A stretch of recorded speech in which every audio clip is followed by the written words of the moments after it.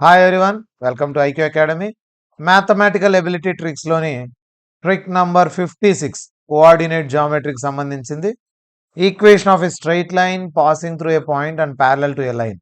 అంటే ఒక పాయింట్ ద్వారా పోతూ ఇంకొక లైన్కు ప్యారలల్గా ఉండే ఈక్వేషన్ కనుక్కోమని ఎగ్జామ్లో ఎక్కువగా వస్తుంటుంది ఇది.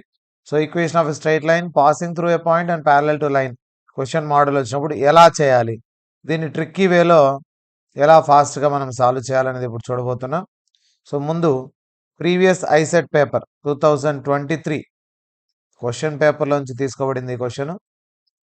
ఇందులో ఏమి ఇచ్చాడంటే equation of the straight line passing through point ఇచ్చాడు and parallel to line equation ఇచ్చాడు.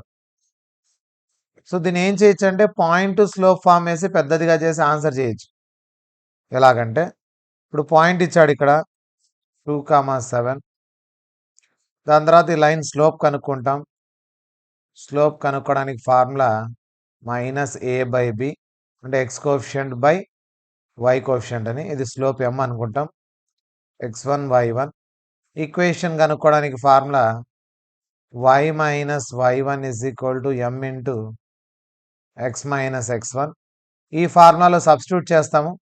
y1 7, m -3/8, x - x1 2.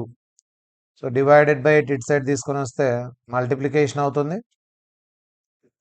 దీనికి మల్టిప్లై చేసి సింప్లిఫై చేసుకుంటే -3x minus into minus plus అవుతుంది. అన్ని ఒకసారి తీసుకురండి. 3x + 8y -56, ఈ +6 -6 అవుతుంది.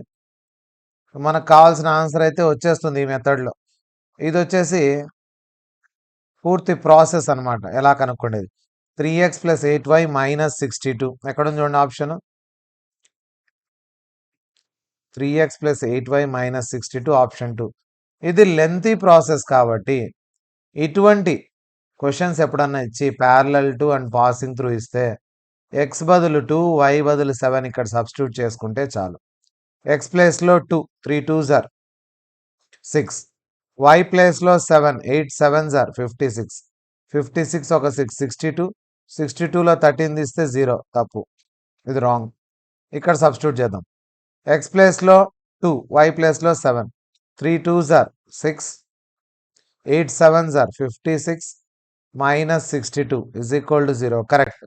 56 ఒక 6 62, 62లో 62 పోతే 0. ఈ విధంగా పాసింగ్ త్రూ ది పాయింట్ అని వచ్చి ప్యారలల్ టు అని ఎప్పుడు కండిషన్ వచ్చినా కూడా డైరెక్ట్గా ఇక్కడ ఉండే పాయింట్. చాలా వరకు కోఆర్డినేట్ జామెట్రీలో పాయింట్ ఇచ్చినప్పుడు పాయింట్ తెచ్చి సబ్స్టిట్యూట్ చేసినప్పుడు మ్యాక్సిమం ఆన్సర్లన్నీ కూడా ఈక్వేషన్ను సాటిస్ఫై చేసేలాగా ఉంటాయి. కాబట్టి ఇటువంటి టైప్ ఆఫ్ క్వశ్చన్ ఎప్పుడు వచ్చినా కూడా మీరు ఈ పాయింట్ తెచ్చి డైరెక్ట్గా ఇక్కడ సబ్స్టిట్యూట్ చేసి ఏ ఫార్ములా కానీ వాడకుండా డైరెక్ట్గా ఈ ట్రిక్ను వాడుకొని మీరు ఏం చేయొచ్చు అంటే పాయింట్ను డైరెక్ట్గా XY సబ్స్టిట్యూట్ చేసి ఆన్సర్ ఏది కరెక్ట్ అనేది చెక్ చేసేసుకోవచ్చు ఫార్ములాస్ లేకుండానే. సో స్లోప్ ఫార్ములా వేయాల్సిన అవసరం లేదు. ఈక్వేషన్ ఆఫ్ లైన్ ఫార్ములా లేకుండానే డైరెక్ట్గానే మనం ఈ ట్రిక్ యూజ్ చేసి కనుక్కోవచ్చు.